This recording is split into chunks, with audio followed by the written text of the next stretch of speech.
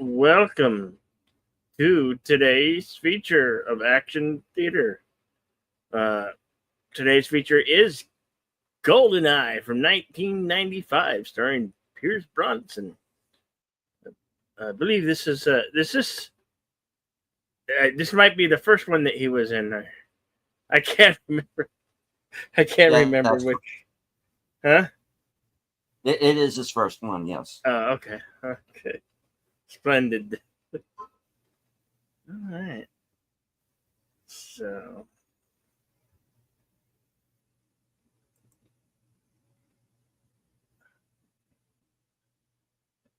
These have. Oh, you want to read the synopsis? You can go ahead. Yeah. All right, here is the synopsis from IMDb Pro. When a powerful secret defense system is stolen, James Bond is assigned to stop a Russian crime syndicate from using it. All right, it's rated PG-13. Runtime is 2 hours and 10 minutes. Oh, this has got some classic actors: Sean Bean and Robbie Coltrane, Hagrid, and Judi Dench, Joe Baker, Isabella Scarpapo. Yeah, I could never pronounce her name. I'm sorry. I feel real bad about it. Yeah. All right. Famke Janssen, of course. And we'll be pointing a few other people out as we see them. Alan Cumming, of course, who you might know from the X-Men movies as Nightcrawler. He's in this as well. And hello to Lester's Skeptic Tank Obsessions. Hello, Lester. Isabella is underrated. Yeah, I agree. Yeah. I remember seeing her in this and Reign of Fire, and that was it. Yeah, I remember.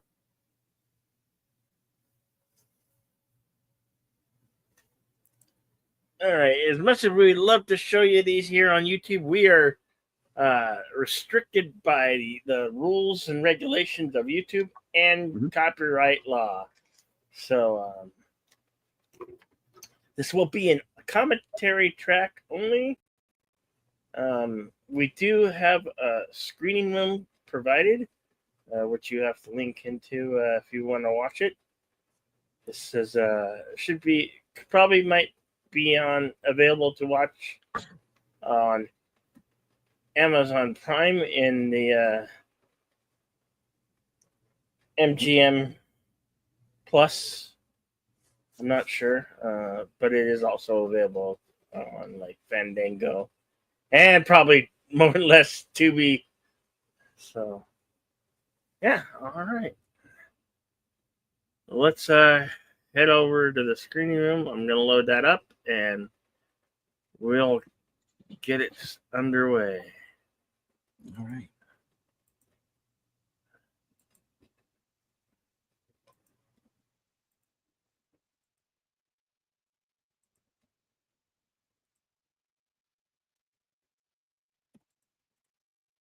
All right, here we go. 5, 4, 3, 2, go.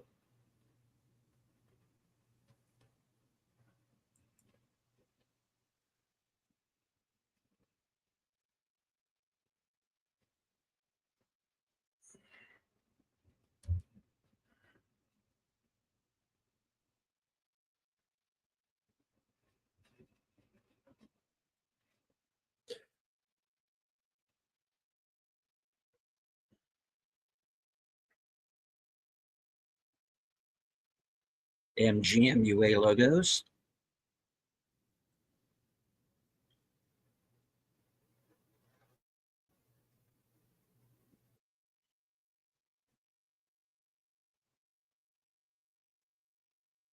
Oh, they kind of changed this James Bond theme tune, didn't they?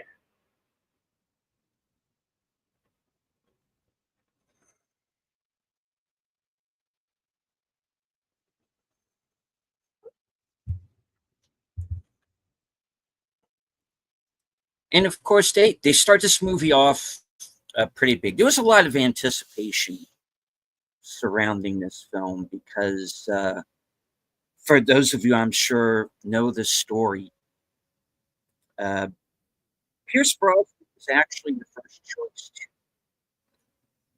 or at least was one of the first choices to replace Roger Moore. And the idea was The Living Daylights was originally going to be his first Bond. But at that time, he was on a rather successful television show here in the States called Remington Steele. I remember And Remington. yeah, and they wouldn't let him out of his contract to do that show so that he could go and play Bond. So he kind of wound up having to play Remington Steele for like another year or two. This is a And then, hell of a opening oh yeah, stunt here with great. him bungee jumping off this bridge. Well, not bridge, dam. Damn. That looks like the one we have, but here in the States, but it's not. Not the Hoover Dam. Sorry.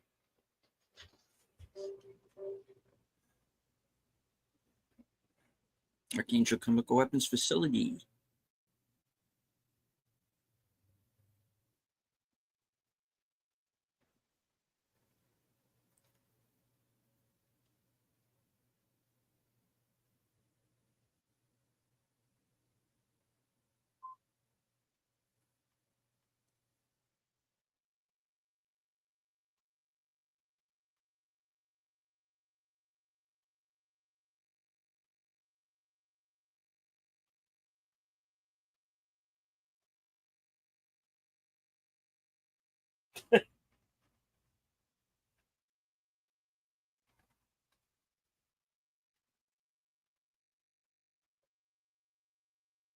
Isn't that me? It looked like the Russians were wearing some postmodern uh, Cold War uniform.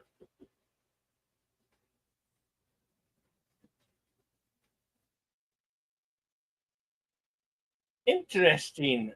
A meat locker with some type of a butcher.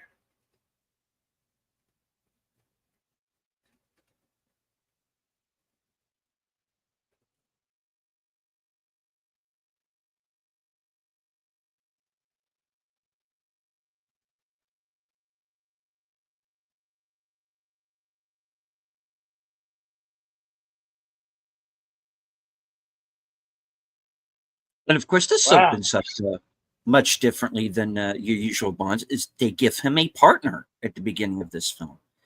Of course, this is Sean Bean as Alex Trevelyan, who is 006.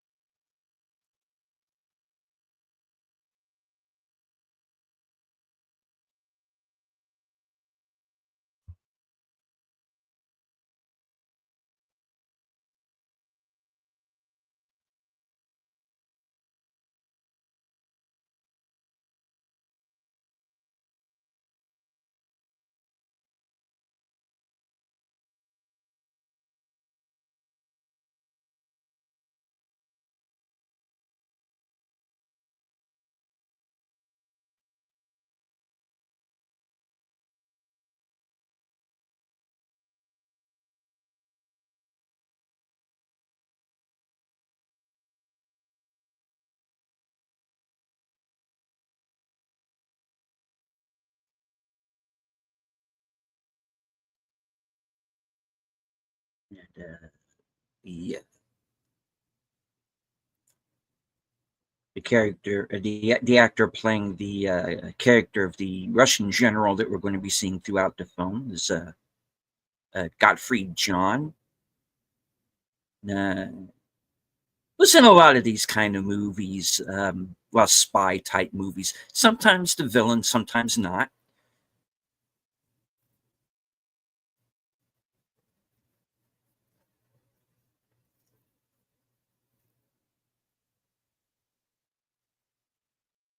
So what's I forgot what's stored here. Is it nuclear grade weapons, petroleum, or Something some like that, type of yeah. nerve gas?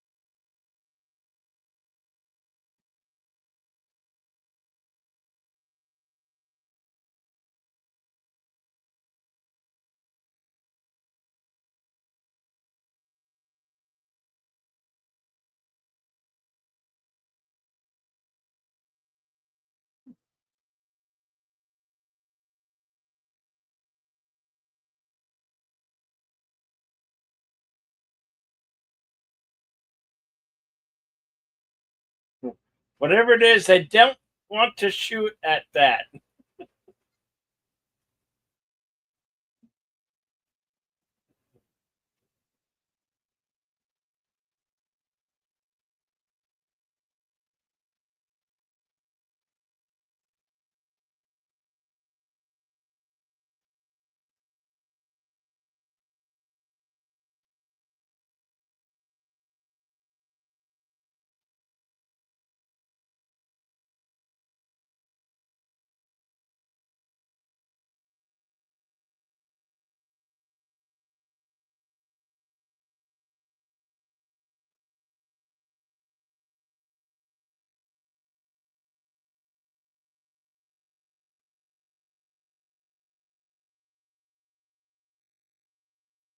It looks a lot like the Hydra base.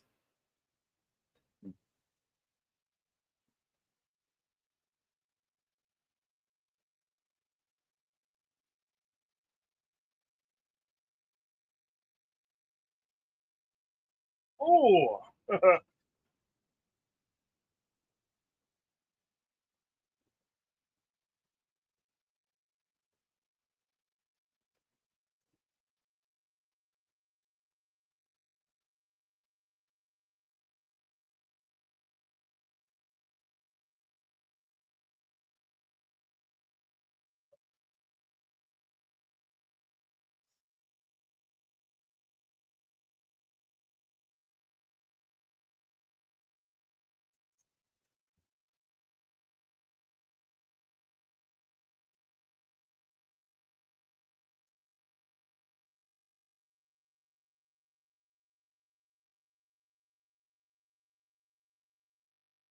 Yeah, pull up. unrealistic, but it's a cute film, guy. Yeah, pull up, pull up.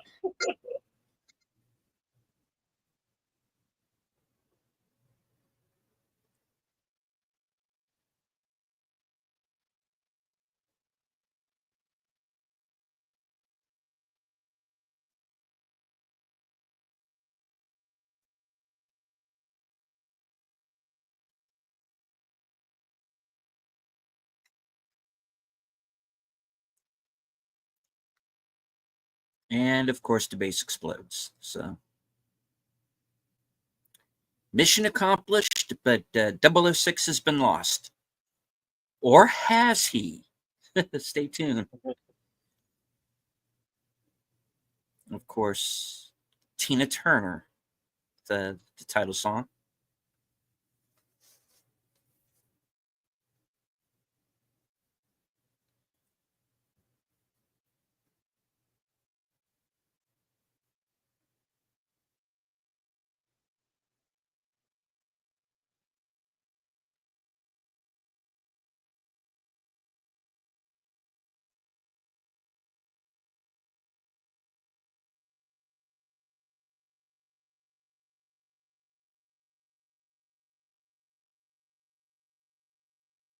Did any of you play the Super NES GoldenEye?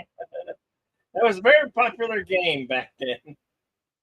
I I never did, but I'm told that it was a good game.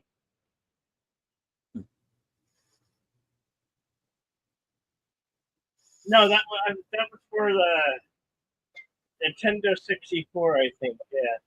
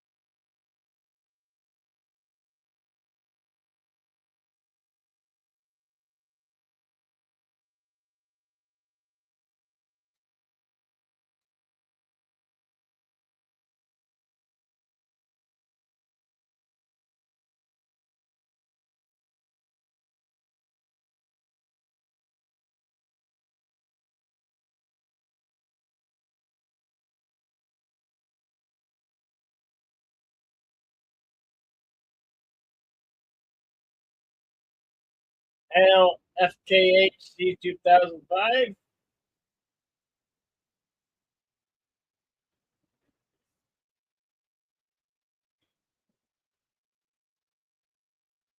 Daniel's Hot Topics.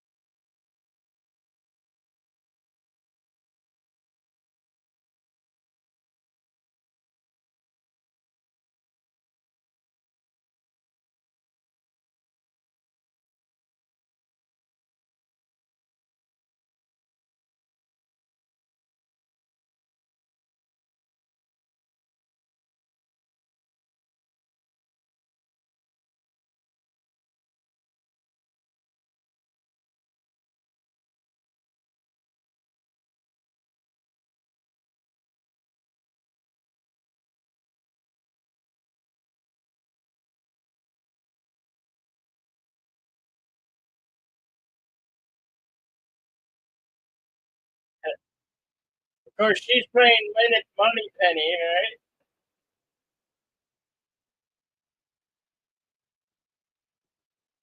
right? No, no.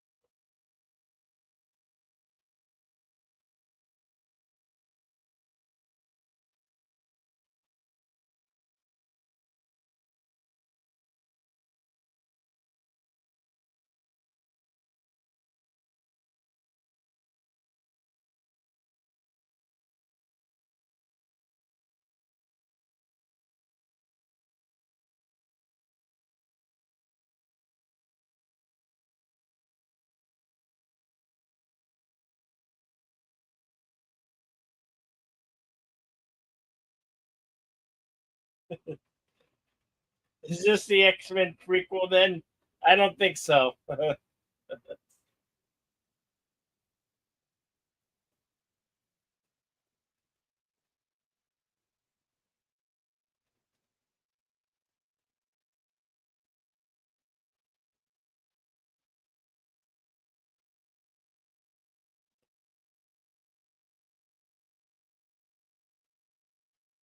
It does have the actress that plays Gina Gray, right? She does play Gina Gray, right?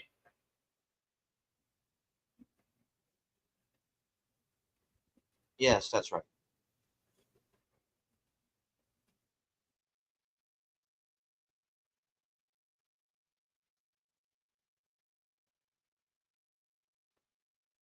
I think this was her introduction to film.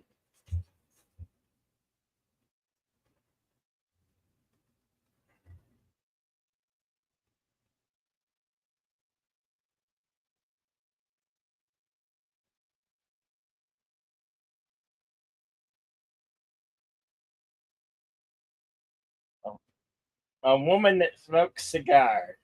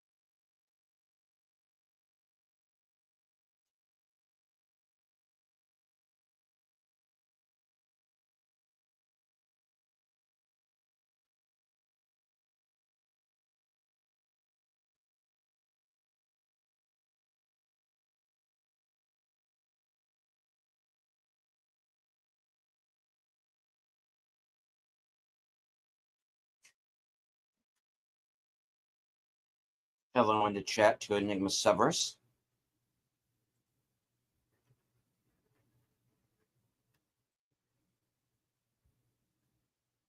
I find that hard to believe, Daniel.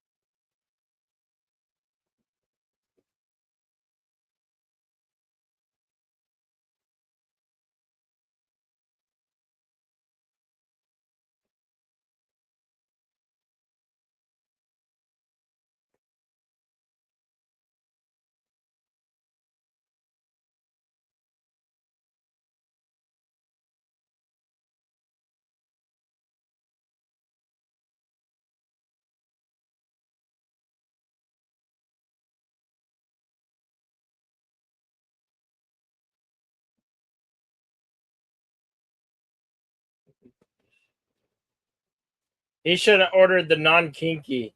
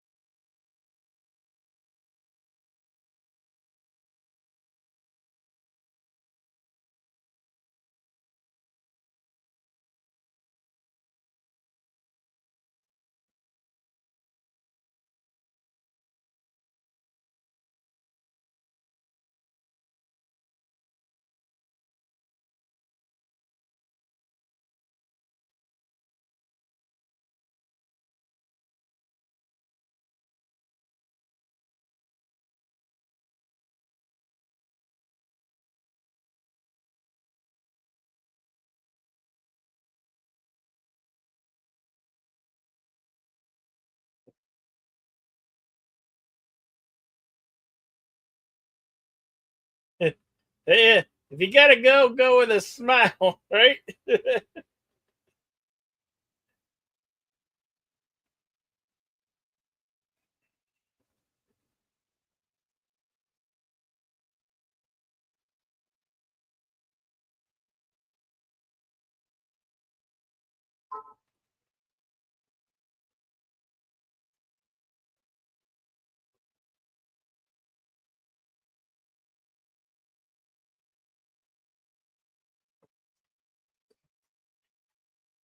looks a lot like the Airwolf or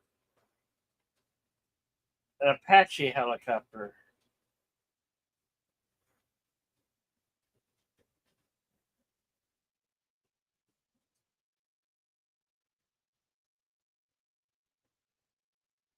Damn, she is ruthless.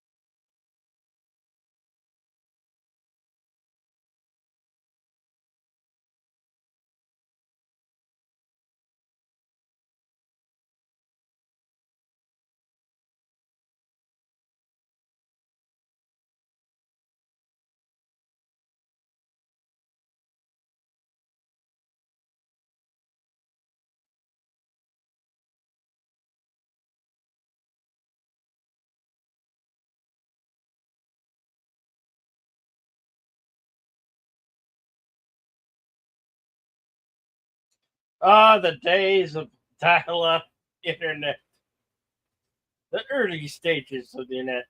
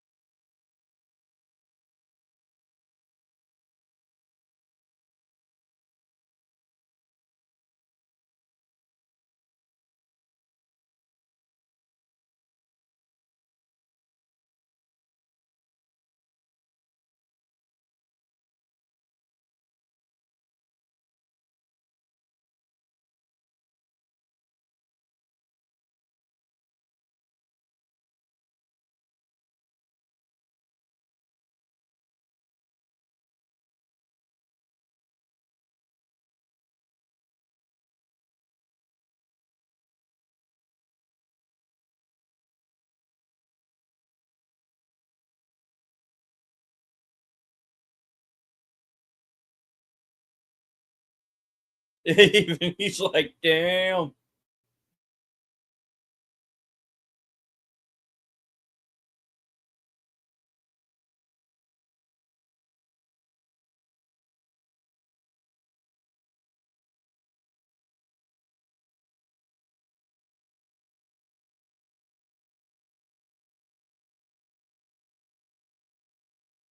And hello in the Cosmic chat to Suzanne Eckstein. Very, very good to see you today.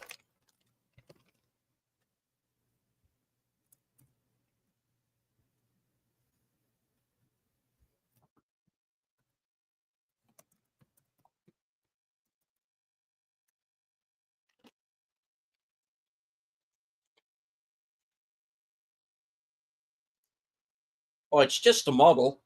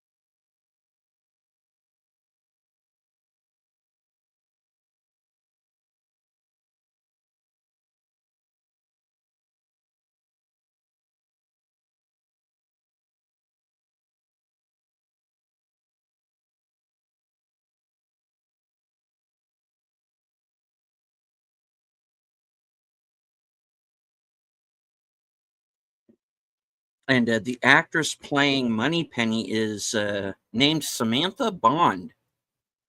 No kidding. Samantha Bond. Yep.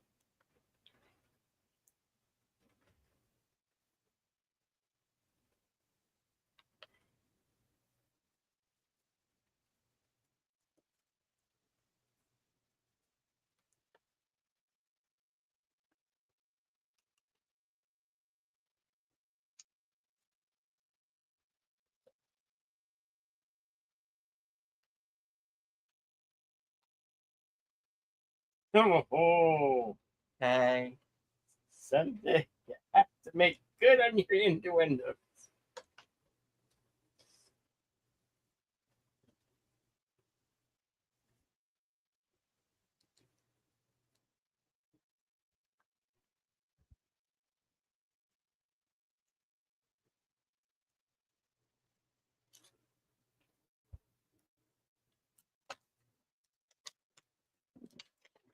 I'm trying to remember if this was the first time they ever had Tanner on screen. Of course, this version played by Michael Kitchen, who you might remember from those of you who are fans of Masterpiece Mystery on PBS might remember him from Foyle's War.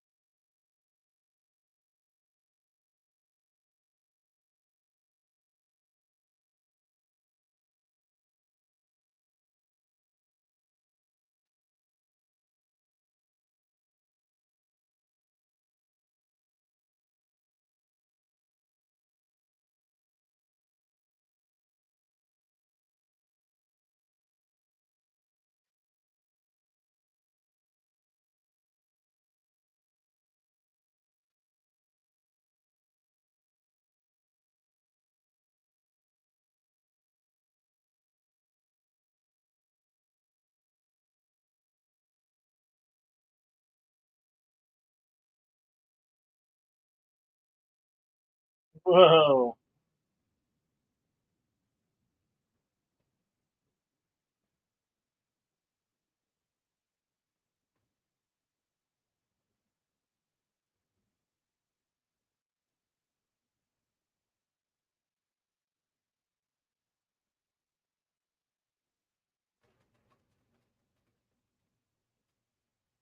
All right. Sorry about that. Forgot to plug into your machine here. I am back. Hello to Faithful Blue Wrench channel member, the Bird Woman of YouTube. Watch out for her channel, Fluff Check Productions, Connie Cleary. Daniel's Hot Topics, a fan of the MI6 building. Right. Of course, there in the previous scene, we got our first look at our first female M, played by Judi Dench. And she's not a big fan of Bond at this point.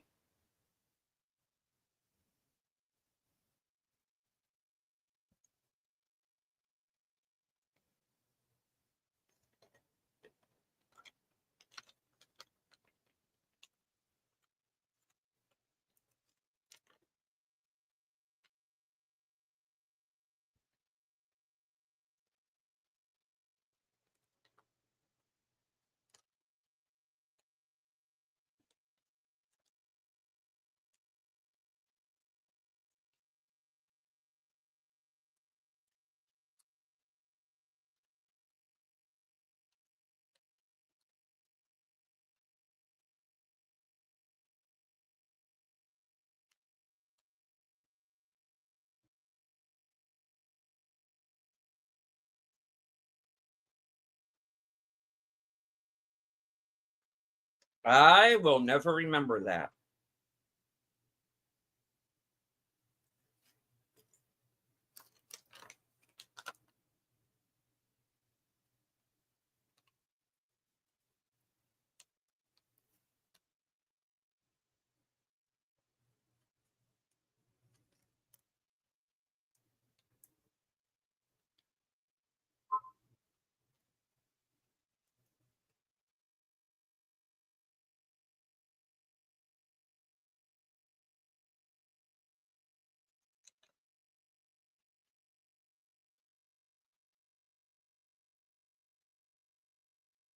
Oh,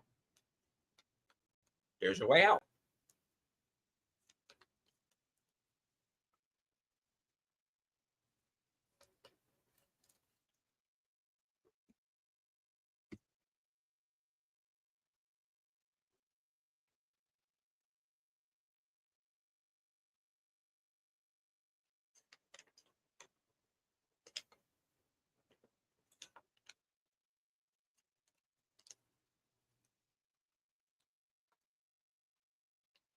Oh, yes. Boris. Where exactly is Boris?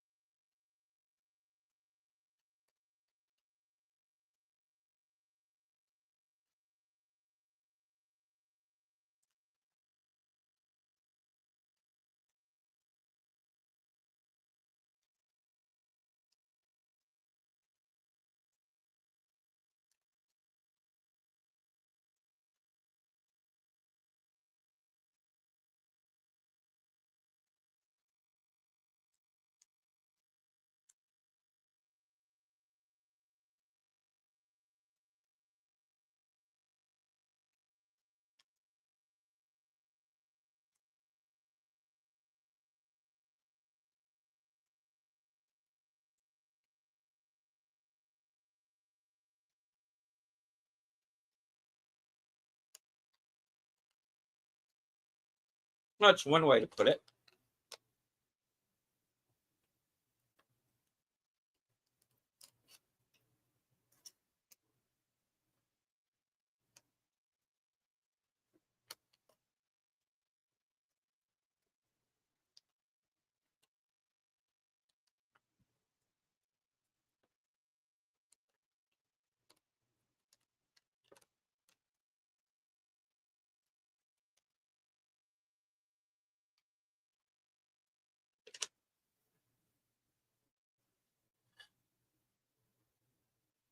Our timestamp is 46 minutes and 29 seconds.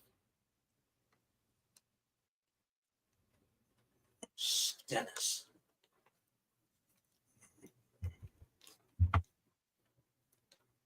No, no, no. He was not an Iron Man.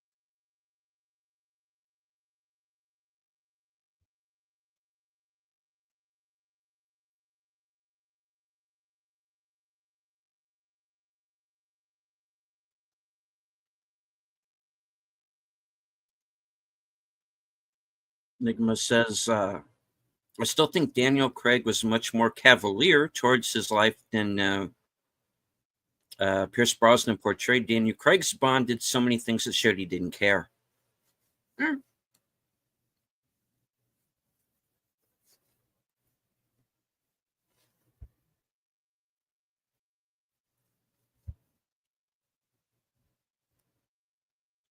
Certainly not in Quantum of Solace, for sure. Much more on the edge in that film, I thought.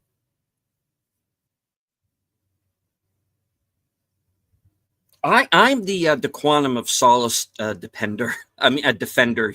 I actually like that movie quite a bit. It's if you look at it for what it truly is essentially the second half of Casino Royale. Which is a movie we're going to be getting to here yes, before the month is over. Watch Casino Royale and Quantum of Solace back to back, and you'll see what I mean.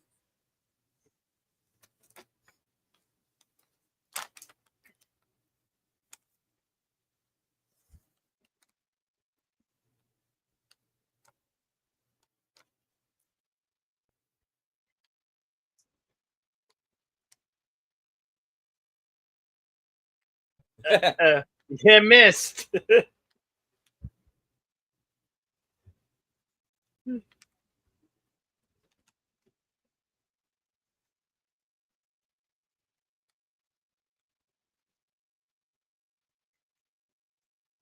Oh, ain't she a beauty, isn't she?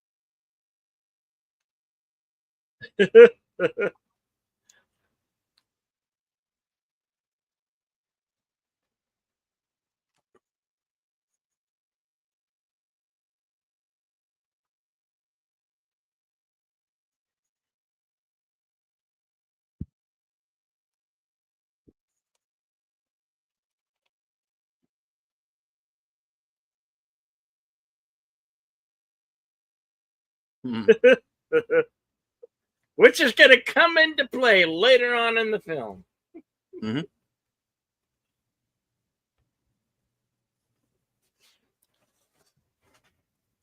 You ever see a Saturday Night Live Celebrity Jeopardy? With No. Daryl Hammond as Sean Connery. And he just completely tortures Alex Trebek. I'll take the penis mightia for 500. That's not what it says. Eat Q's lunch.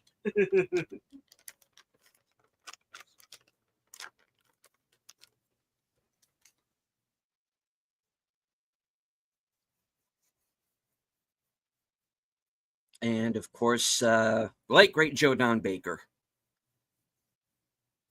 May he rest in peace. And of course, he had previously been in a Bond film. He was a villain in The Living Daylights. He plays this character named Brad Whitaker, who referred to himself as a general, even though he was not affiliated with any military. He's called himself that. Here he plays a CIA man, and he's not Felix Leiter, but he kind of takes that place for the Brosnan films.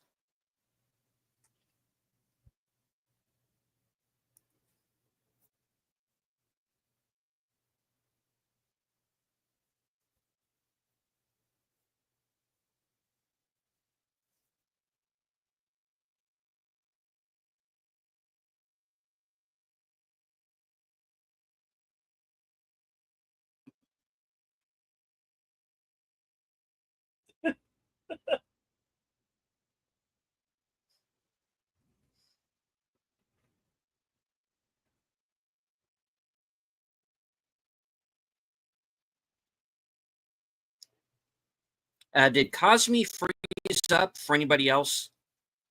Yeah. Oh.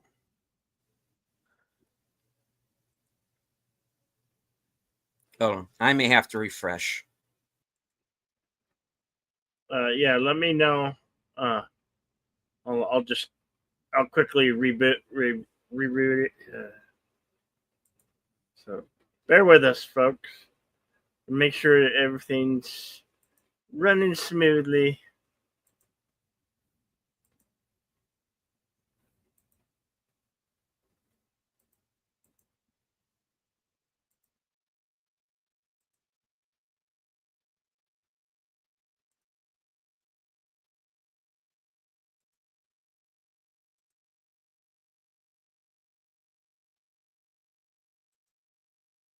It should be back running now.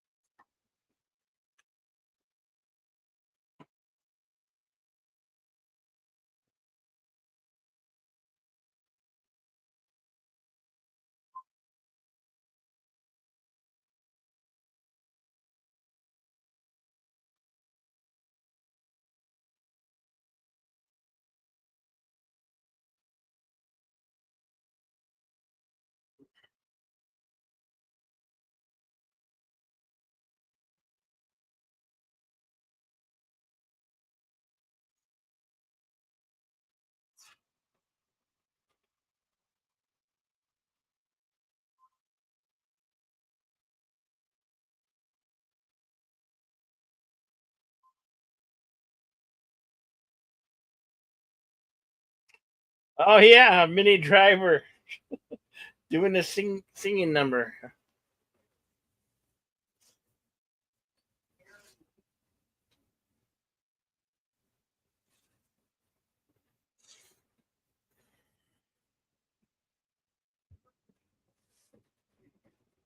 Oh, All right, I'm back. I welcome think. back. I'm sitting here talking, and I'm not even on StreamYard anymore. Okay. I'm not on Cosme anymore either. Sorry, folks. I'll be back. All right. I don't know where I left off. Yeah, it did. The Cosme did freeze for me and then came back and then froze again. And then apparently somewhere along the way, I got knocked off of StreamYard. So, Suzanne, if you can hear me, no, it was not just you. It was me as well. Um,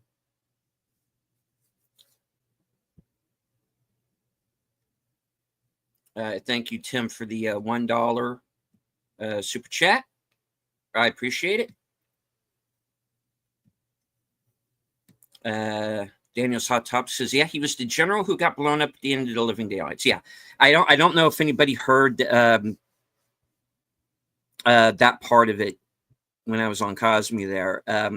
Joe Don Baker previously being in Living Daylights, playing General Brad Whitaker, even though he's not really affiliated with any military. He's just refers to himself as a general. You just declare yourself a general, I guess. He's kind of like the Felix Leiter of the Brosnan films.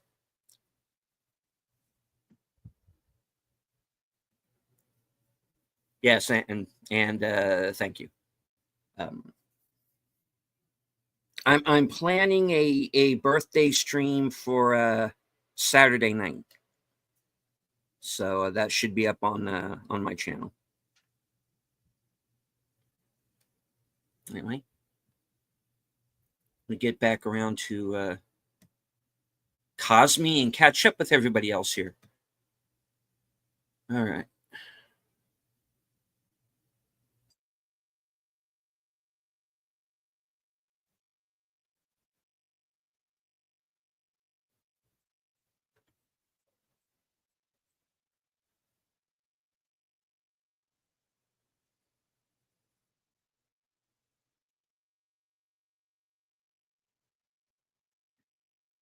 And of course, Robbie Coltrane. Robbie Coltrane. Hagrid. And I first saw him in Kroll in 1983.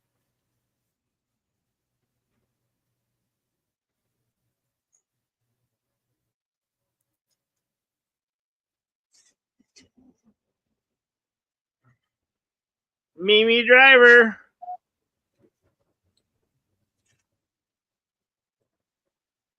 Never realized she was in this movie until just now.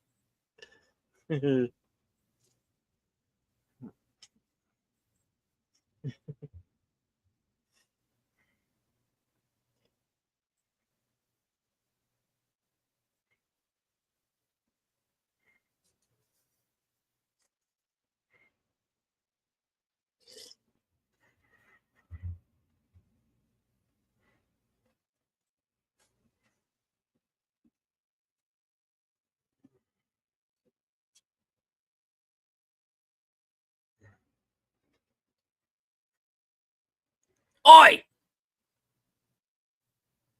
Oh, well, okay. Fair enough.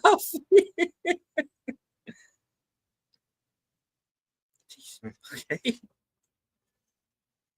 This Good Will Hunting sequel is weird.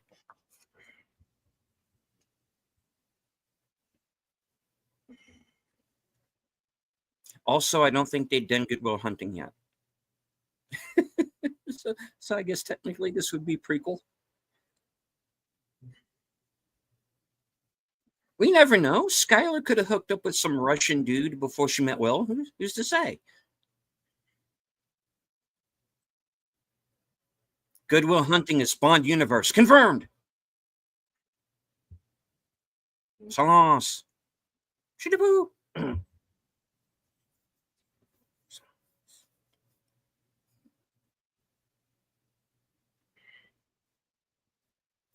Meaning you rented that garage? No. Wrong movie. Sorry.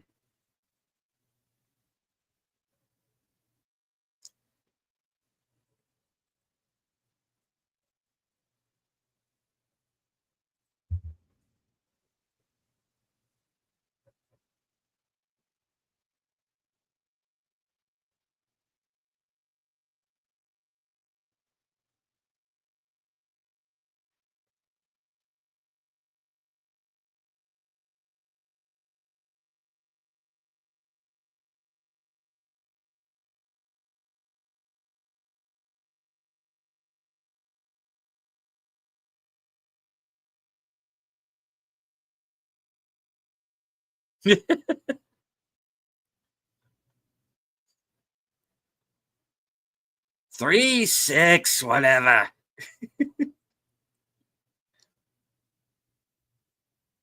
Of course, if he's so drunk he's seeing double, 3 helicopters could be 6. You never know.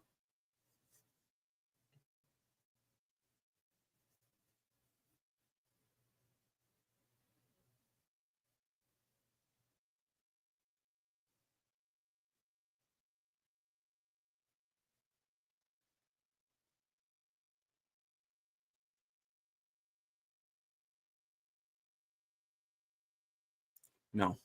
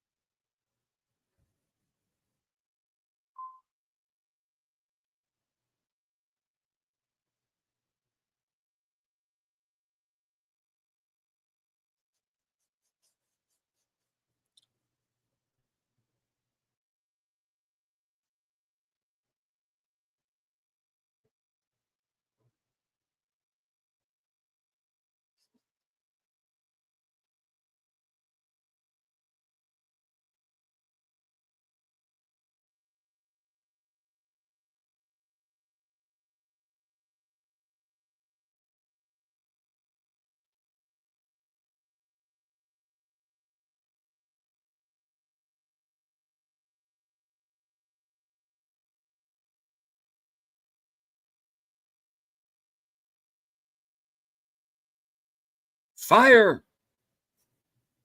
Or Diana Ross is about to come out. I don't know. Could be either one.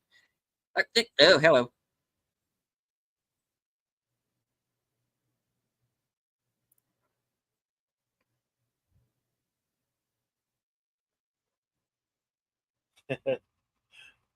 If you could call it foreplay.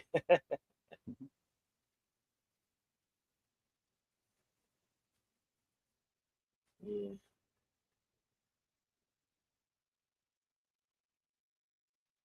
My idea of foreplay is smacking a woman in the jaw and saying, "Pop goes the weasel." Or have I been doing that wrong? I'm kidding, folks. I'm kidding.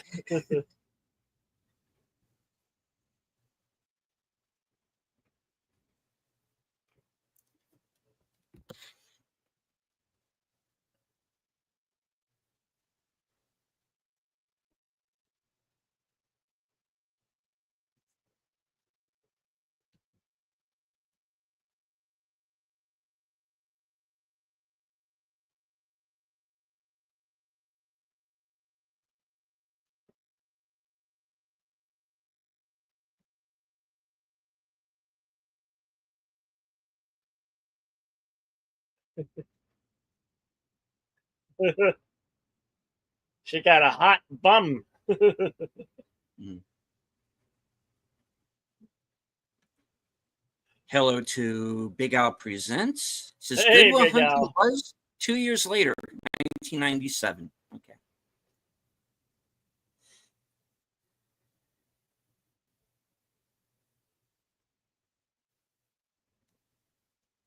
Haggard said, I heard the new M is a lady. Is that a reference to the other M's? I would think, yeah.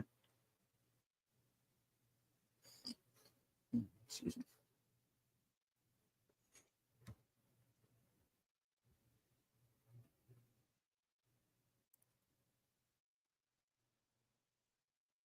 Karate chop to the back of the head.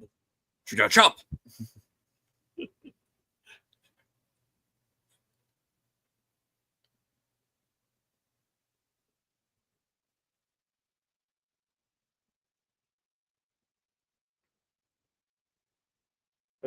He's got former Soviet Union artifacts left over from the Cold War.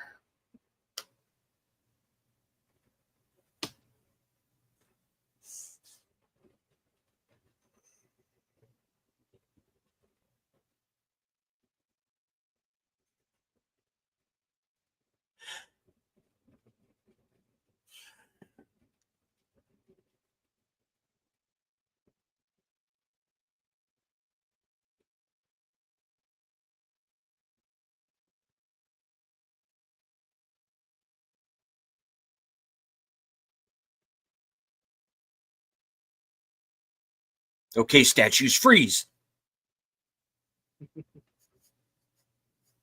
Wait a minute, you're doing it too well. Oh, it's 006. What? He's alive. It's like, I think I just seen a ghost.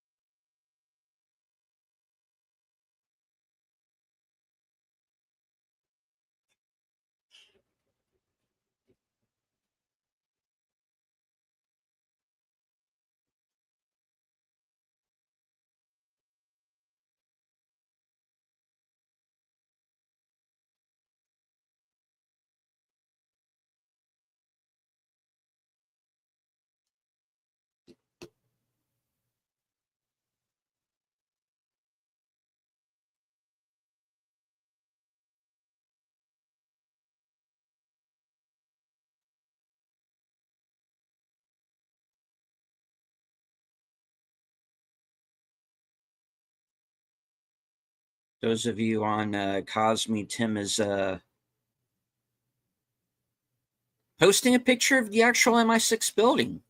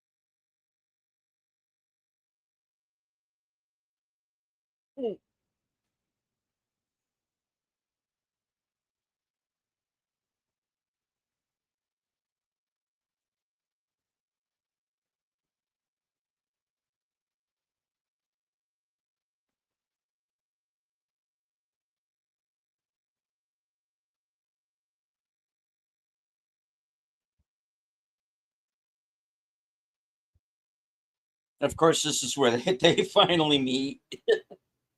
Yeah.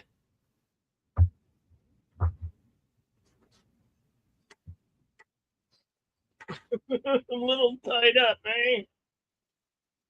Oh boy.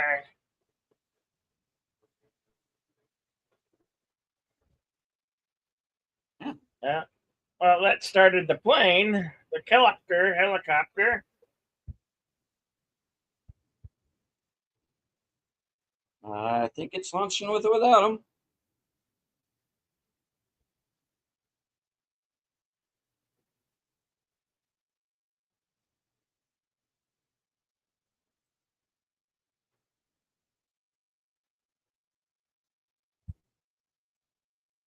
Oh boy.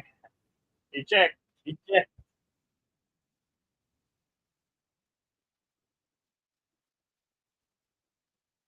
Wow, the whole thing ejected.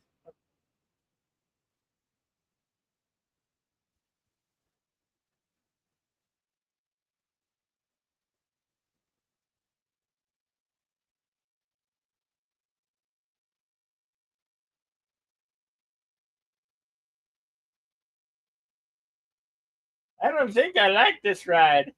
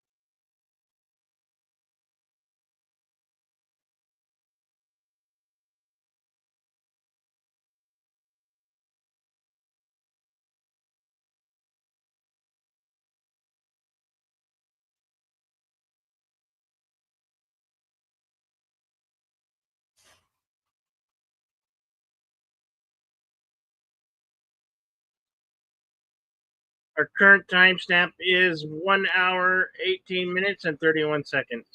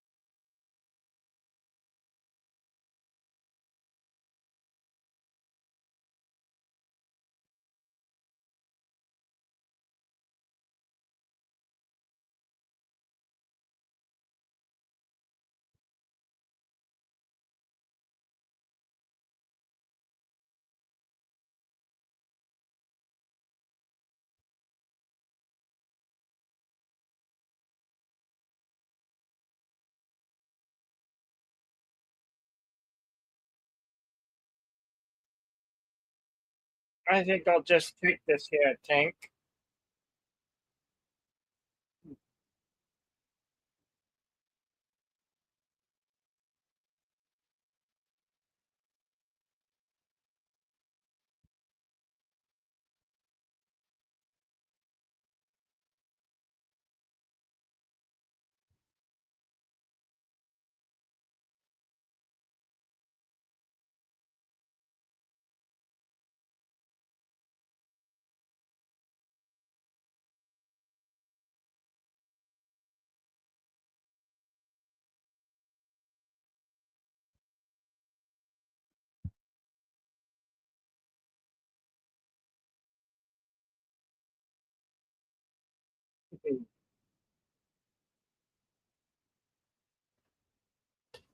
Yeah, it was very fast for a tank.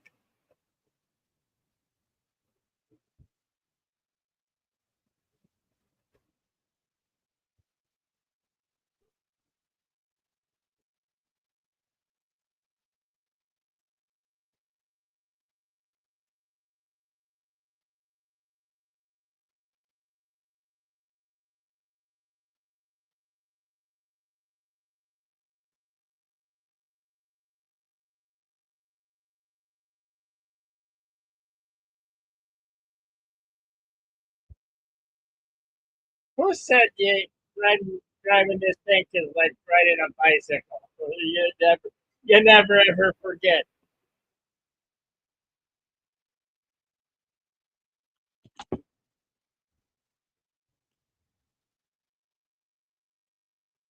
Of course, here's the tank chase.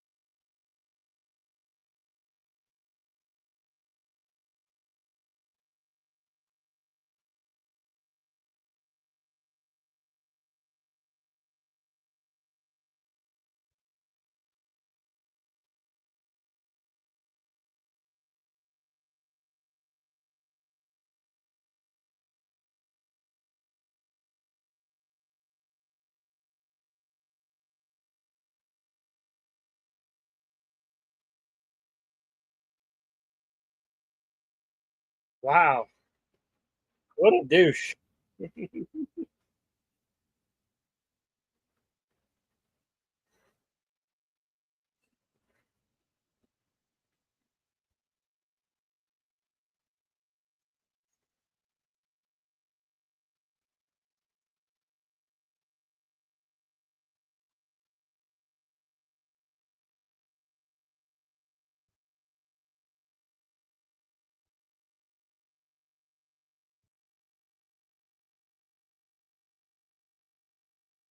Now they're bracing for impact.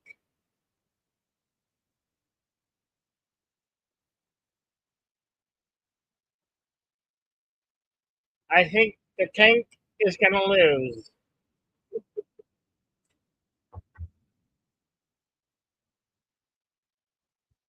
Yep, drive right through it.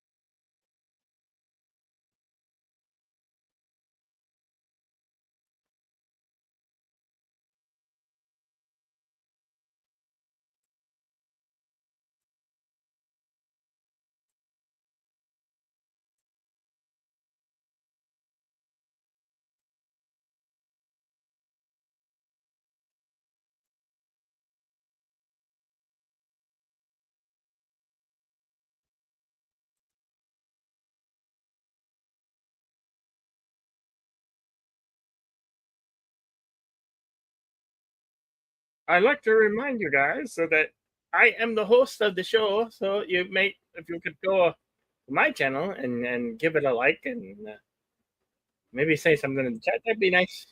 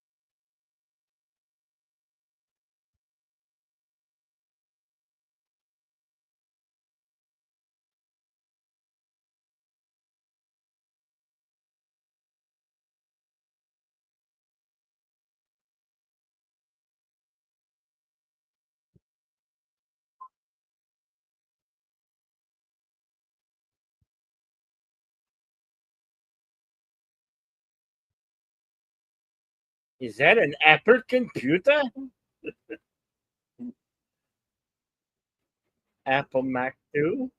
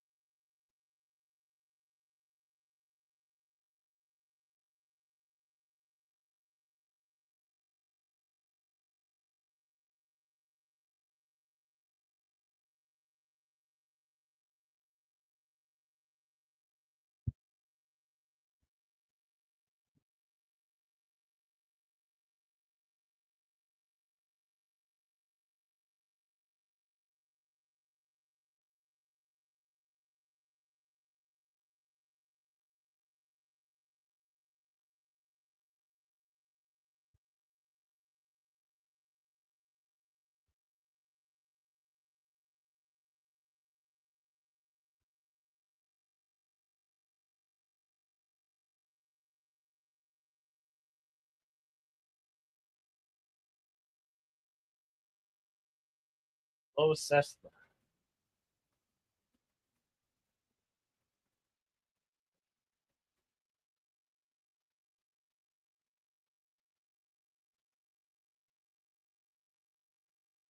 That is some green Hawaii.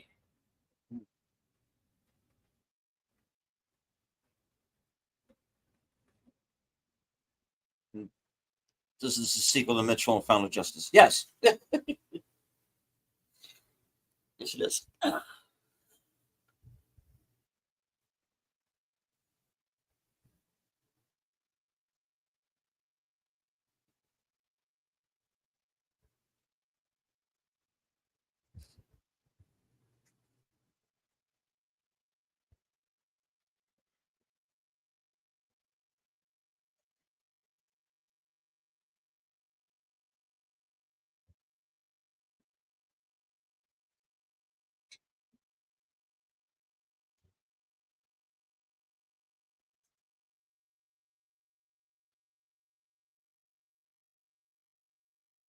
Oh, damn. Their Cessna's on fire. That's no good.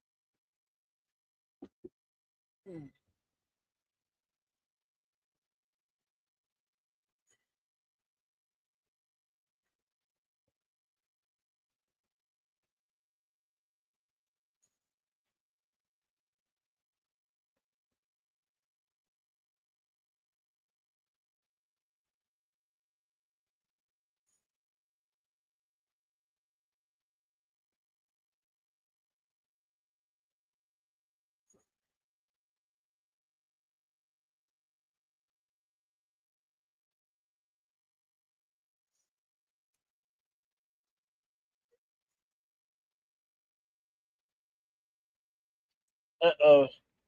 On the top. On the top. On the top is our back.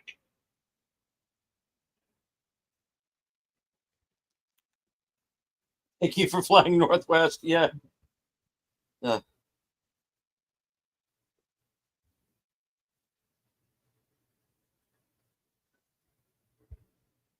come on. Don't take that from on the top. You just saw that one coming.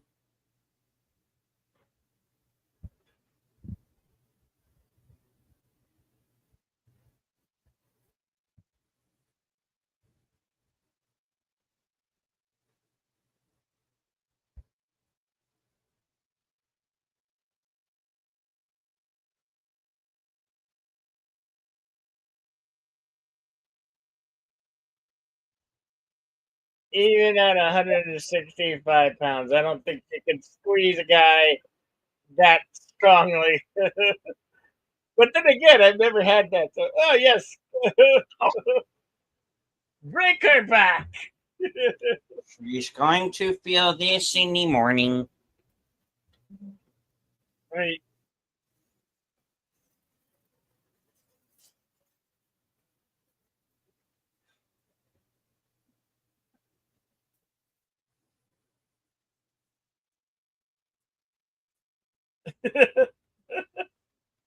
She always did. Yeah, but was the squeeze worth it? She used her Wait a telekinesis. minute. Is the juice worth Yeah.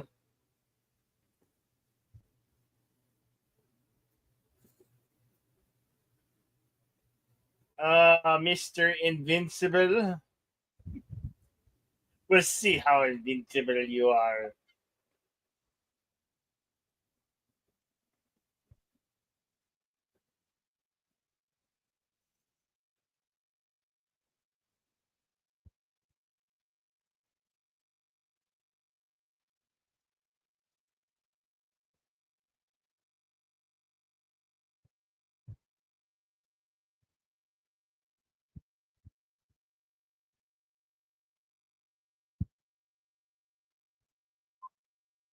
giant radio telescope coming out of the lake.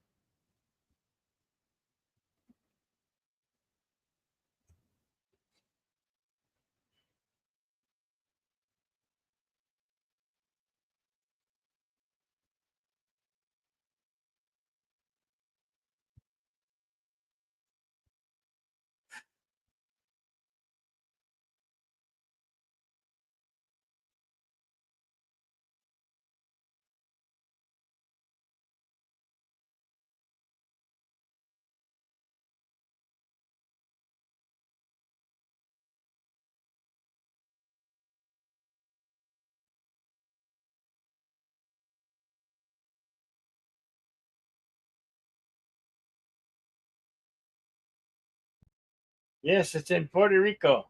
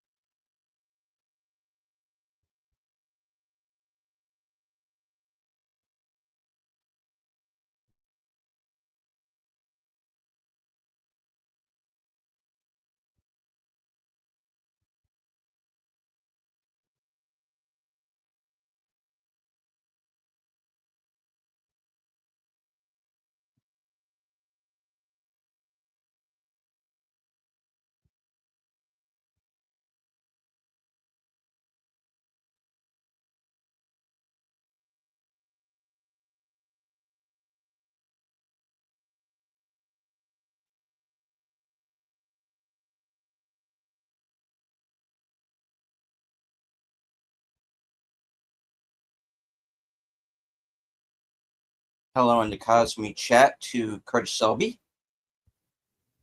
Hey, Curtis. We've reached the third act of GoldenEye.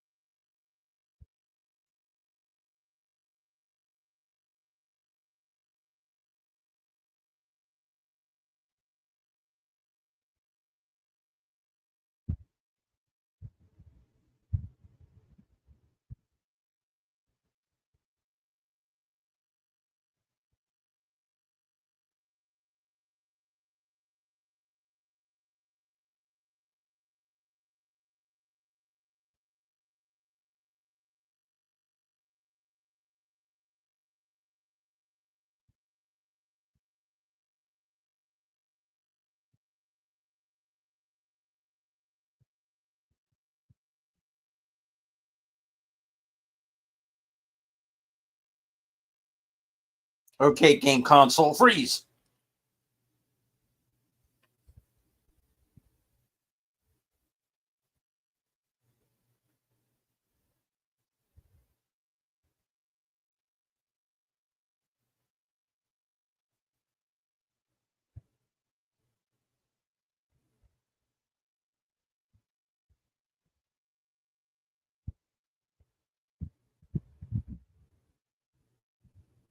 I'd like to welcome everyone to No Peripheral Vision Theater.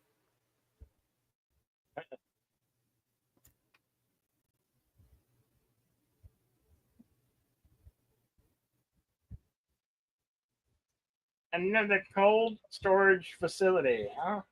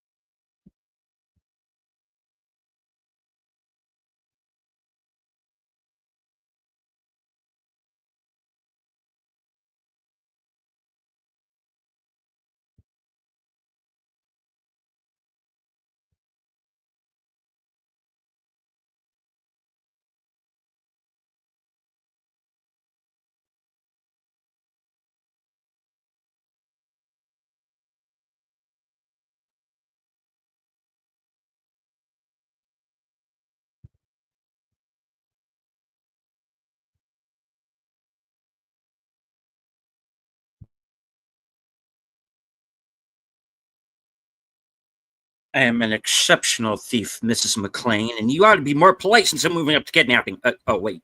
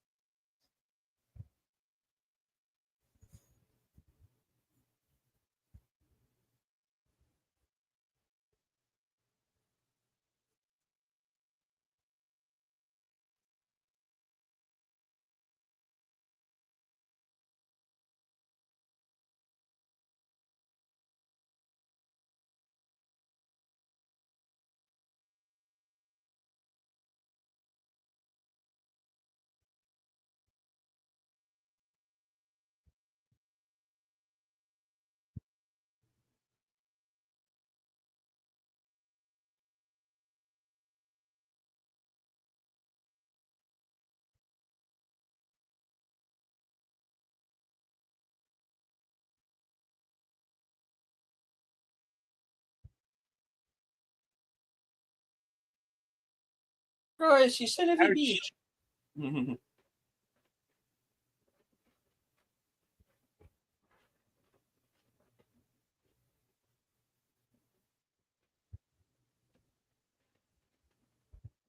Ladies, please calm down.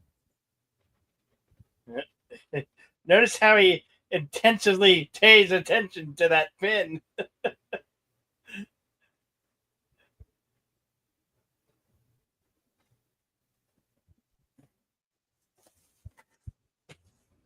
Or else what?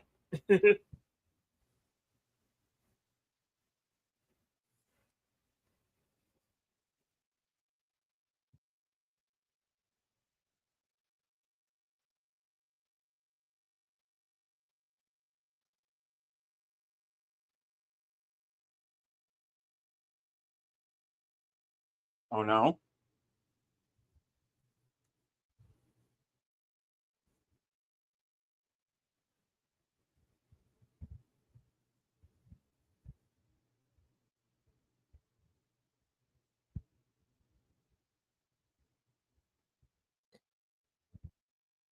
Well, nothing that quick.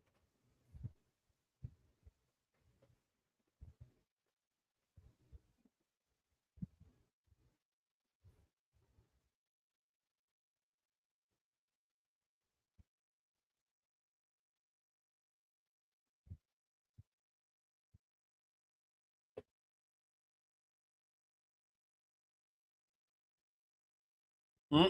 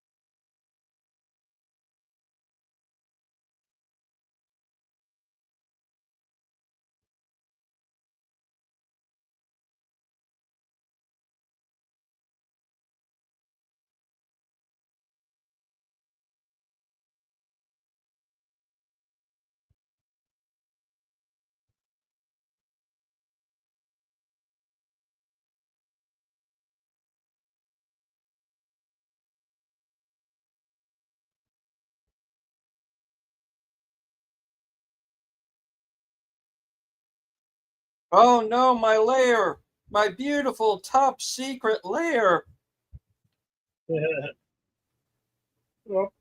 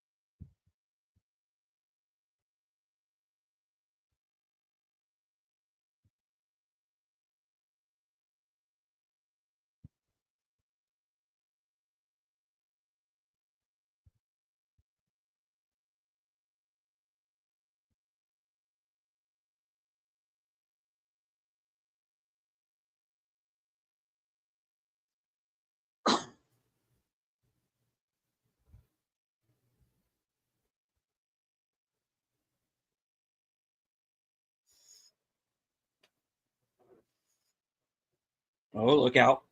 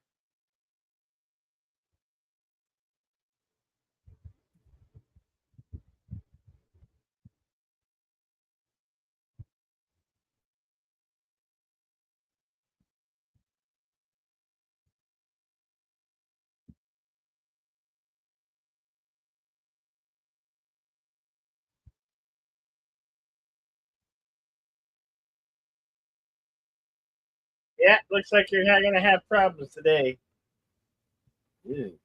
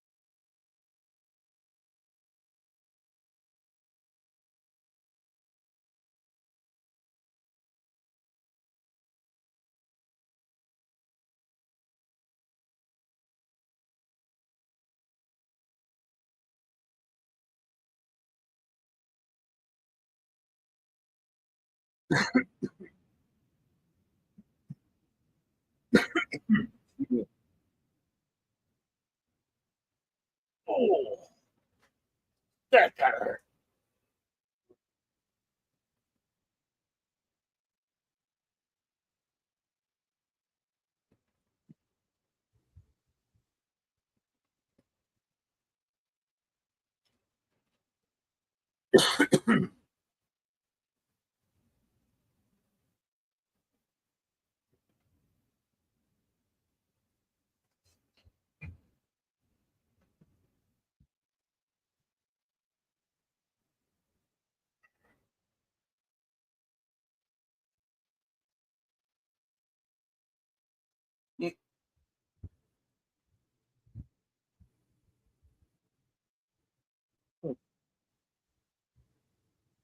I'd probably be shaking my computer too if it was that damn slow.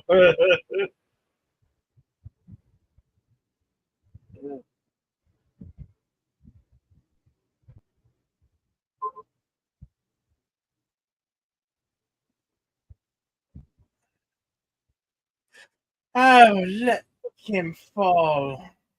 Let him be the fall guy.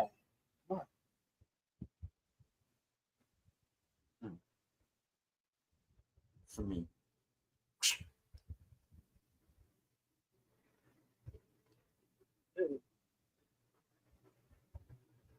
Crunch.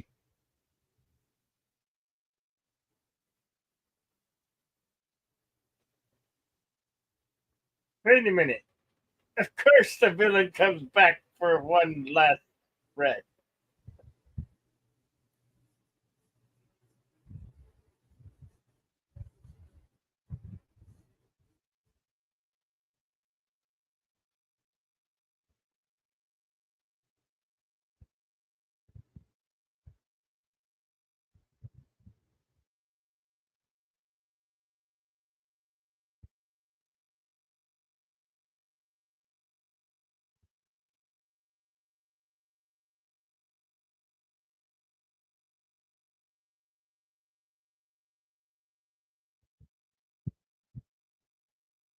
Pretty sure that got him.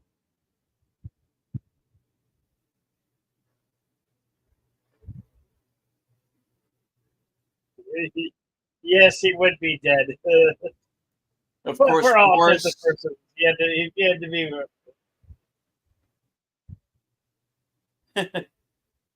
I Oh, am invincible. you are frozen. Now you're a coat rack.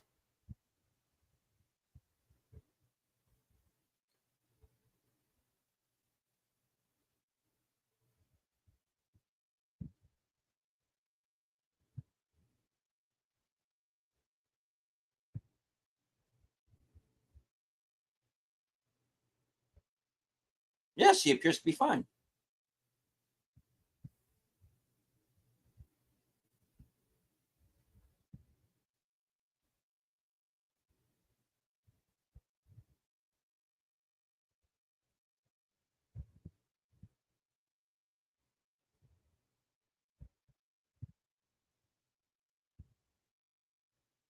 Oh, God, this guy, he keep on showing up. Mr. CIA guy. Oh, he's not CIA.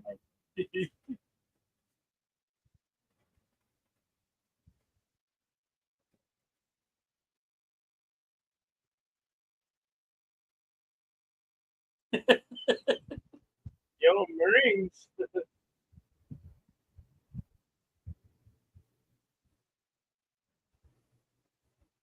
Hey, it said he'd get the Marines. He got the Marines. Yeah.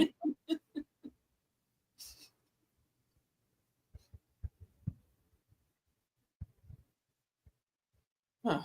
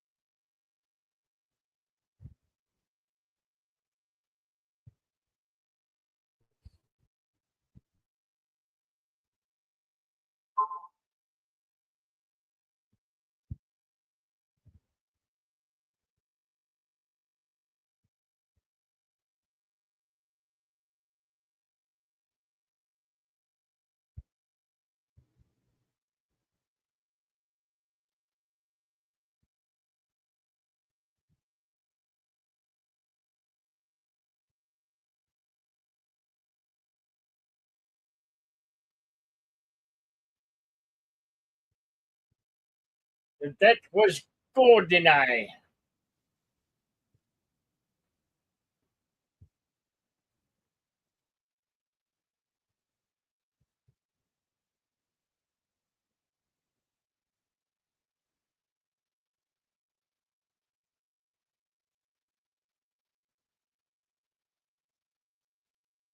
Shall I consult the scrolls?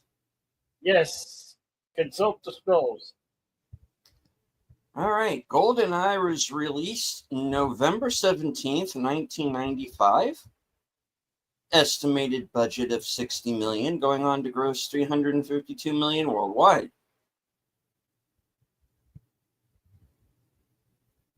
Was nominated for 2 BAFTA awards, visual effects and sound.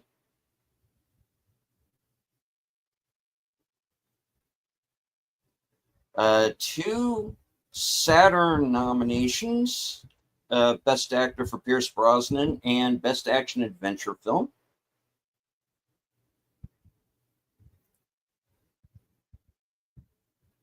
Winner of the BMI Film Music Award,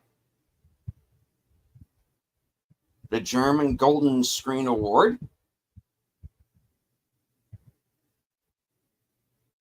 nominated at the IGN Summer Movie Awards for in 2012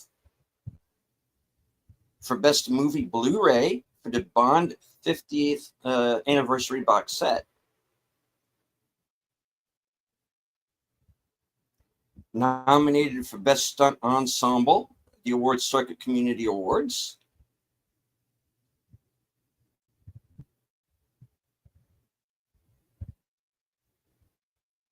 Nominated at the MTV Awards for Best Fight between Famke Janssen and Pierce Brosnan.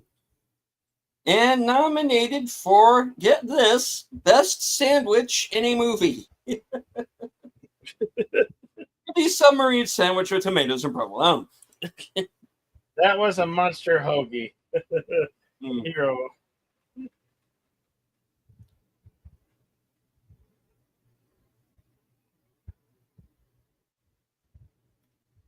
All right.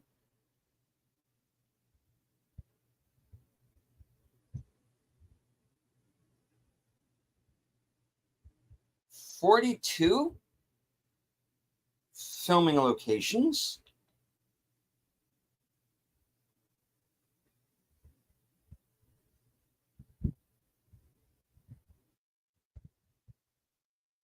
the Langham Portland Place, London, England, for St. Petersburg Grand Hotel.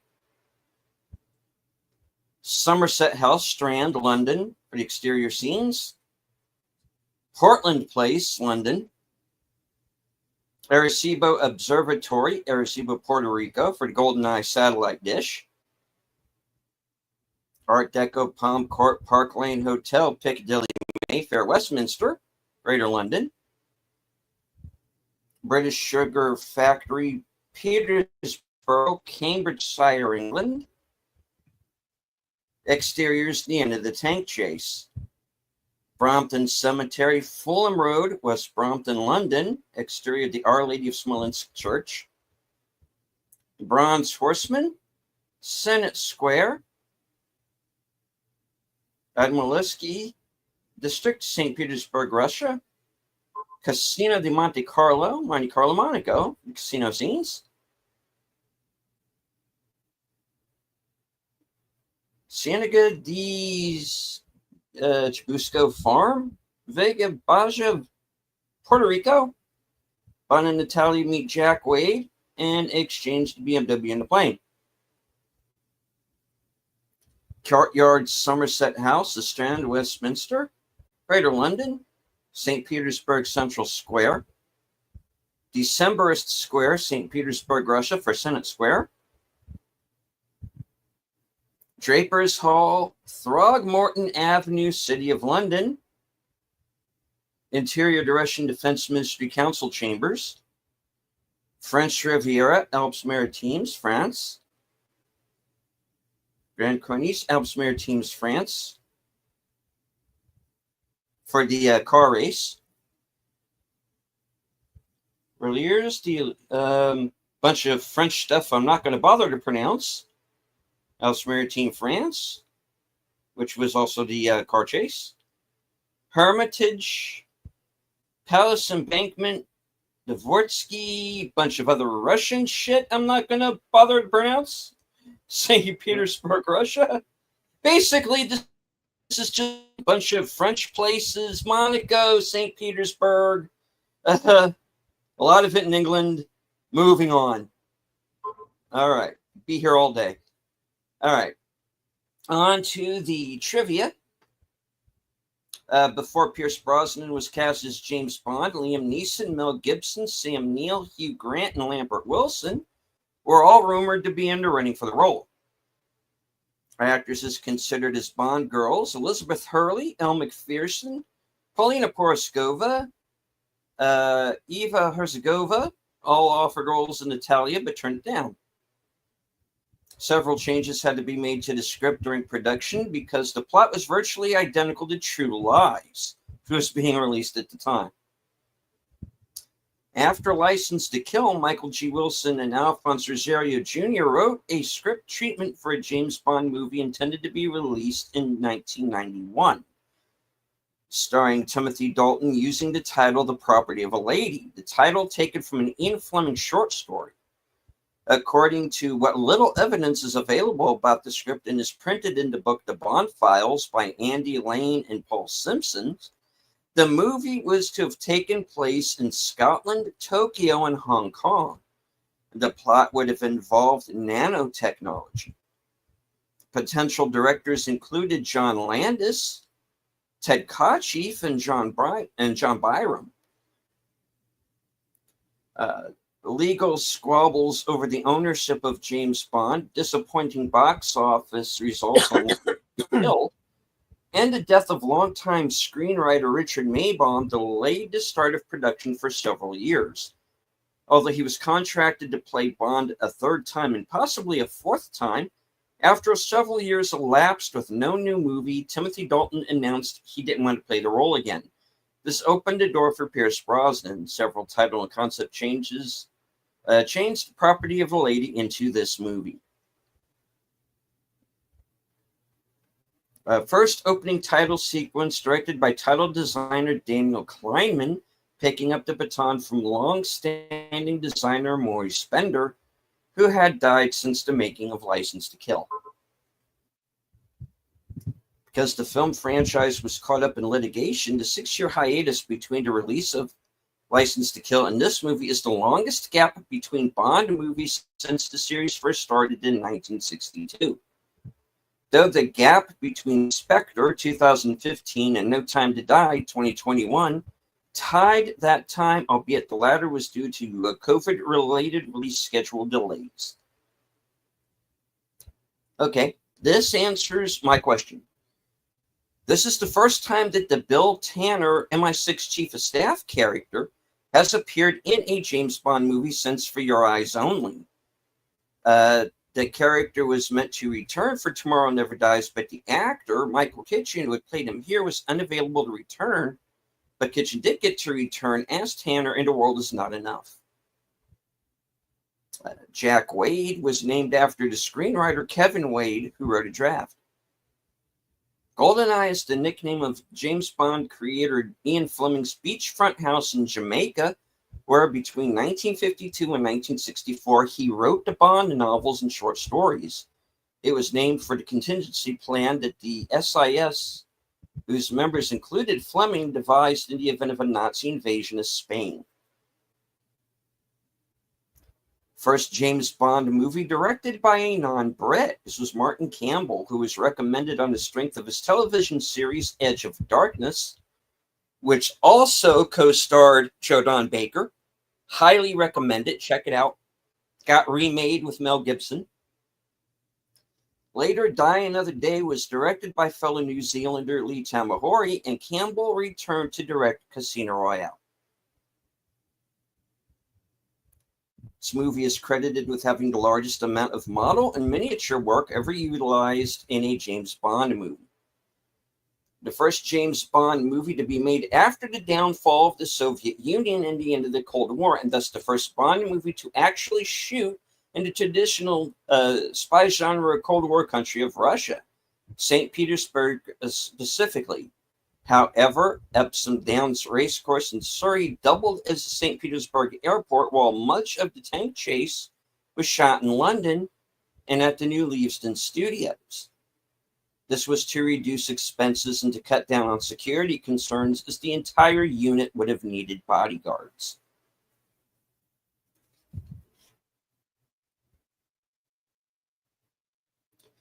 The satellite dish at the end of this movie is the Arecibo radio telescope in Puerto Rico, which also appeared in Contact. It took about 10 minutes for the crew to walk along the walkway from the periphery to the center of the dish. The Rolling Stones were offered a chance to sing the title song, but declined.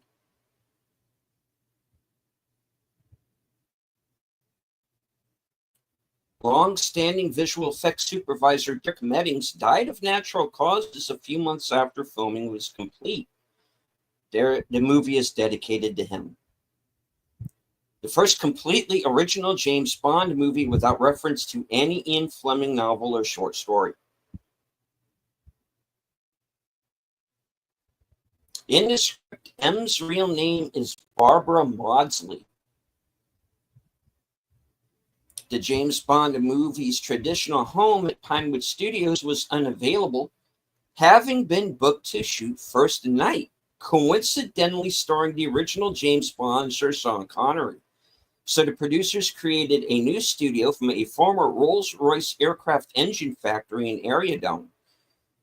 This studio at Leavesden in Hertfordshire was named Leavesden Studios. It was subsequently used for Sleepy Hollow and Star Wars Episode 1, The Phantom Menace. This was the first film to shoot at Leavesden Studios, and when built, it was nicknamed by the production as Cubbywood. Although it's alleged that Pierce Brosnan's contract to play James Bond specifically prohibited him from appearing in other movies wearing a tuxedo, he appeared in a tuxedo in A Mirror Has Two Faces. The tank chase took approximately 4 weeks to film.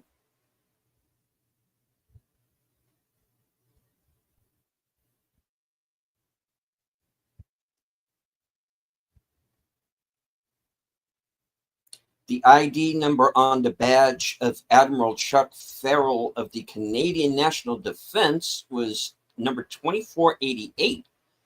Mitchell had previously played the yacht commander of the Flying Saucer in Never Say Never Again. In the original script, Admiral Farrell was to be an American. According to David L. Robb's book, Operation Hollywood, this was changed on request of the Pentagon. Computer graphics were used to create the famous gun barrel opening, making this movie the first James Bond film to use CGI. New arrangements of the Bond theme used in the opening was disliked by many fans and was replaced by a more traditional version in future movies.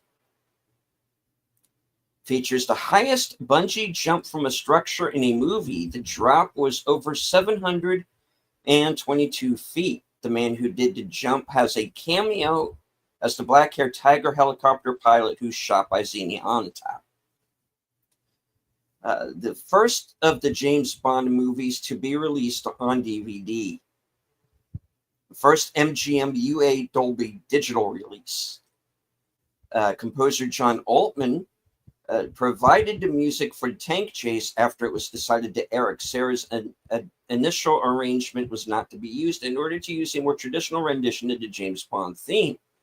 It appears on the soundtrack CD as A Pleasant Drive in St. Petersburg. As such, the collaboration for this incidental music in the movie is the only instance in the film franchise in which that's occurred.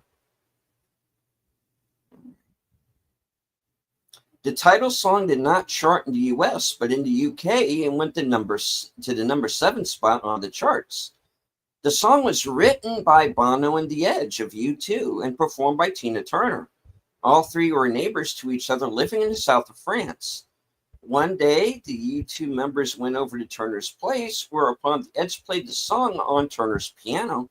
Bono's inspiration for writing the song was his honeymoon stay with his wife at Ian Fleming's Jamaican beach house, GoldenEye, also the name of the movie. Hello to Orville Nation. Hello, Orville Nation. Okay. Some knowledge being dropped in the chat from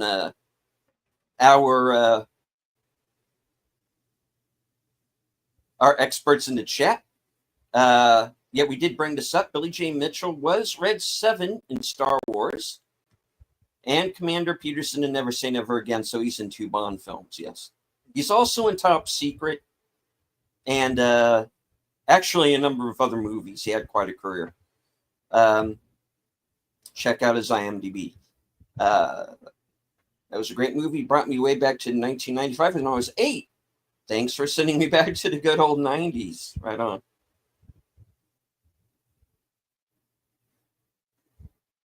And he was Dr. Mulberry in Indiana Jones and the Last Crusade. Yeah. Tim says he's been in the Somerset House. Right on.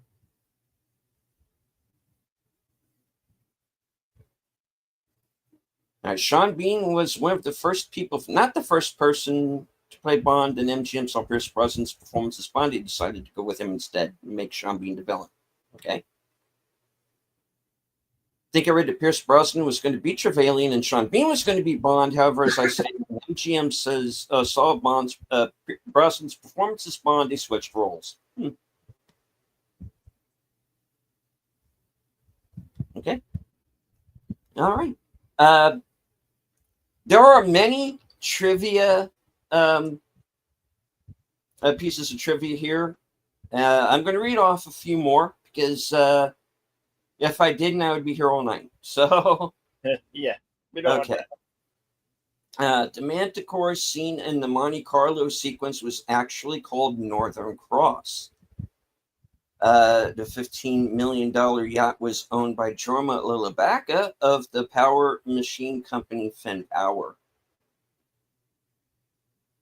Pierce Brosnan was officially introduced to the press as the new James Bond on June 8th, 1994, at the Regent Hotel in London. He was sporting a full beard as he was about to start production on Robinson Crusoe the next day. Pierce Brosnan hurt his hand in his bathroom at his house in Malibu before shooting began. So in several shots, his hands were doubled by his 22-year-old son, Christopher Brosnan, who was the 3rd assistant trainee on the 2nd unit. These include pulling on a handbrake on the Aston Martin DB5, flipping open the glove compartment to reveal a bottle of Chill Bollinger champagne, using the laser in the opening bungee jump, and cutting through the floor of the train with the laser with his wristwatch. Dame Judi Dench's glass of bourbon is really apple juice with 2 lumps of light glass passing for ice cubes. Pierce Brosnan drank iced water instead of the famous vodka martini.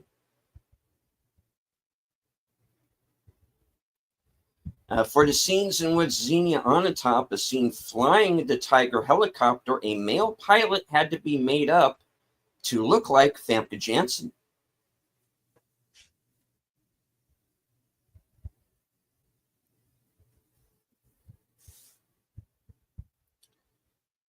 All right. Director Martin Campbell has a cameo in the movie. He's one of the cyclists who gets toppled over when Bond and Xenia Onatopp race past him. The opening weekend box office gross was slightly altered to $26,205,007. The same last 3 digits were used in the reports for the opening weekends of the next 2 Bond movies as well.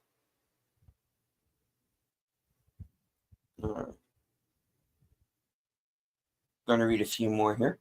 The motorcycle stunts during the opening sequence were performed by uncredited British stuntman Murray DeHaan.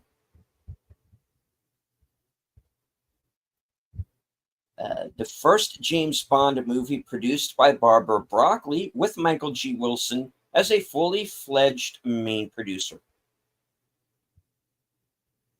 This movie was voted the best marketed film of 1995 at the Film Information Council.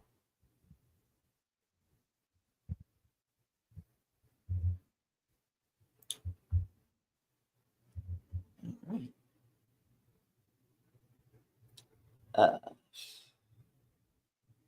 Instead of Miss Moneypenny, Lola Ponsby, I'm probably pronouncing that wrong, James Bond's secretary in the early Fleming novels, was in the first draft of this movie. Presumably, she was going to replace Moneypenny as a recurring character. Ultimately, tradition prevailed, and Moneypenny ended up in the final draft. Barnsby was scrapped. The first draft of the script contained scrapped action sequences that ended up in future James Bond movies. Bond and Marina, later renamed Natalia, escaped from an underground nuclear explosion in a chase sequence involving helicopters equipped with giant buzzsaws.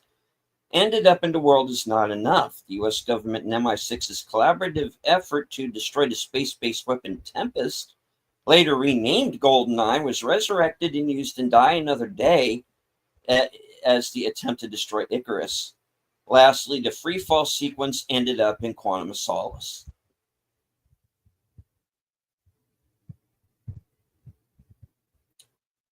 General Leonid Pushkin, James Bond's ally in The Living Daylights, was in the first draft of this movie. Just like in The Living Daylights, Pushkin was going to be used as a pawn in the major villain's scheme. His character was replaced with Dmitry Mishkin.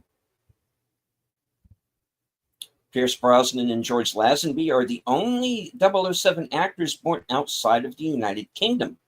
Lazenby was born in Australia, Brosnan in Ireland. Unlike Lazenby, Brosnan moved to the UK when fairly young. Sean Bean previously auditioned for the role of James Bond in The Living Daylights.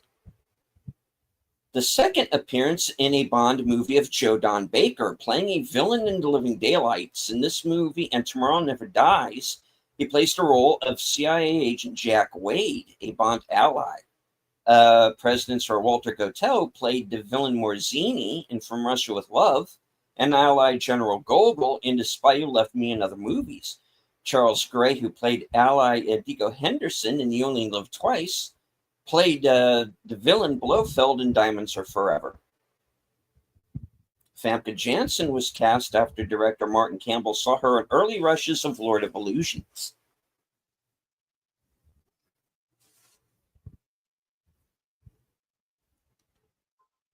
Okay.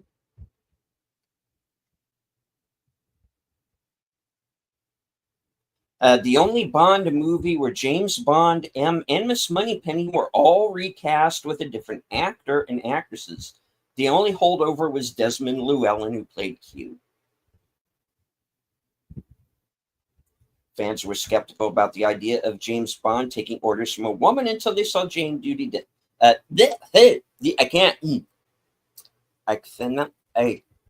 cannot pronounce these and these so closely. I'm sorry. Let me try that again.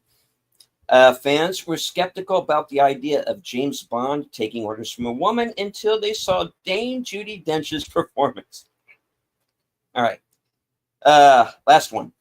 Topps Comics planned to publish a 3-issue comic book adaptation of this film, but for unknown reasons, it was canceled after the first issue, which carried a January 1996 cover date. This is the third and last Bond film adapted into a comic book after For Your Eyes Only and Octopussy. No, apparently I don't.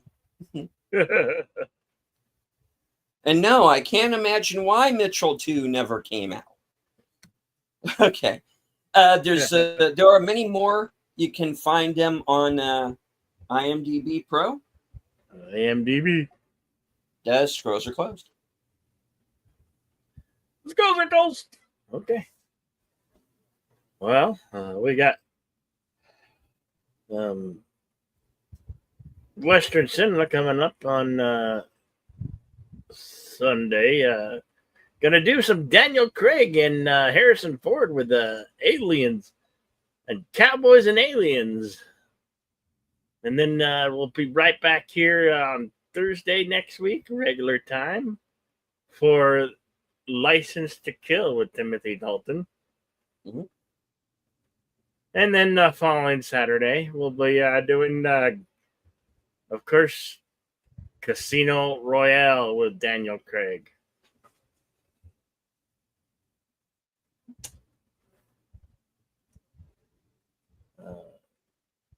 All right. That's karaoke on Saturday, and that's about all I got coming up for the coming what? And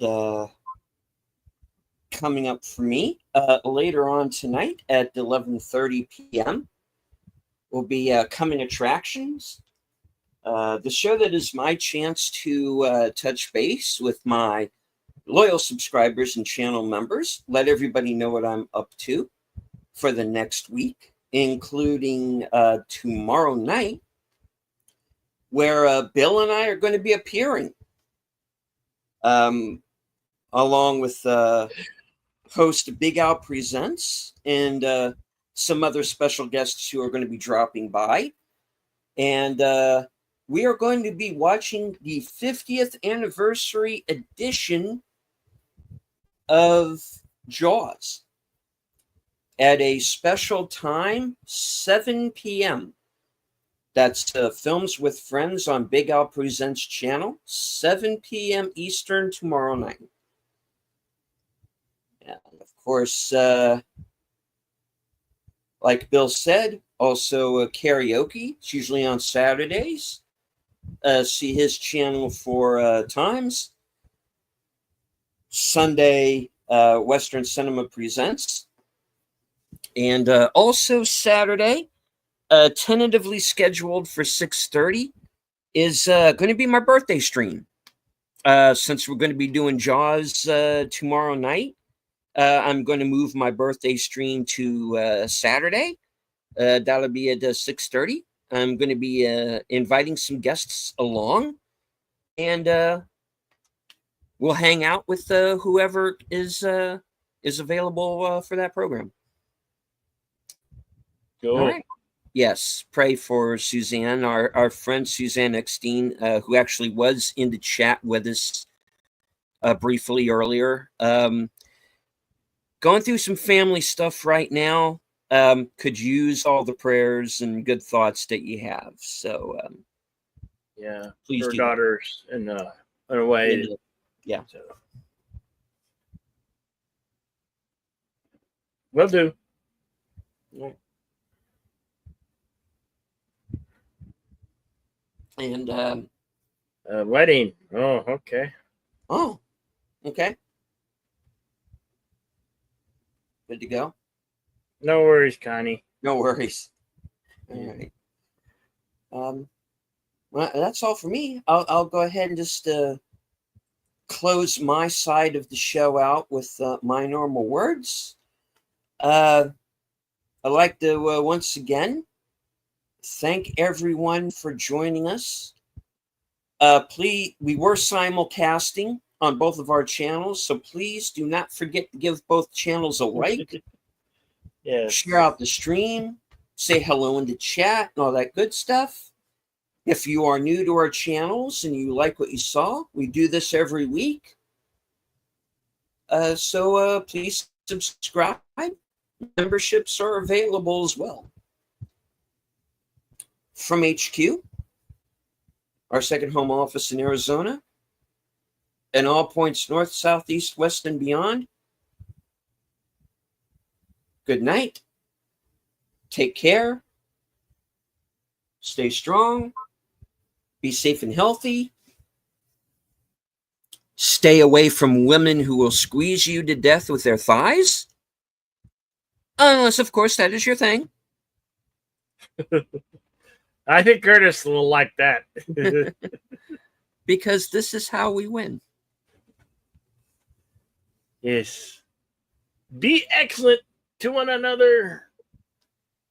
Prayer for Susan Eckerson and her daughter.